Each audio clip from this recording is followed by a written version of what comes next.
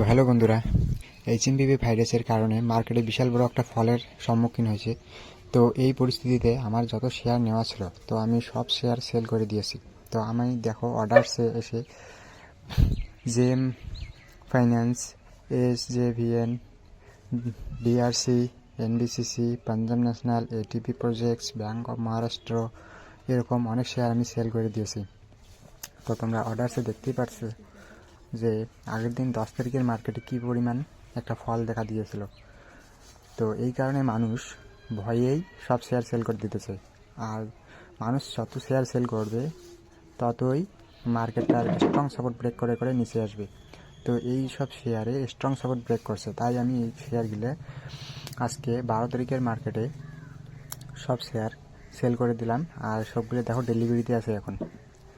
তো ভিডিওটা ভালো লাগলে অবশ্যই একটা লাইক দেবে আর চ্যানেলটা সাবস্ক্রাইব করে নেবে।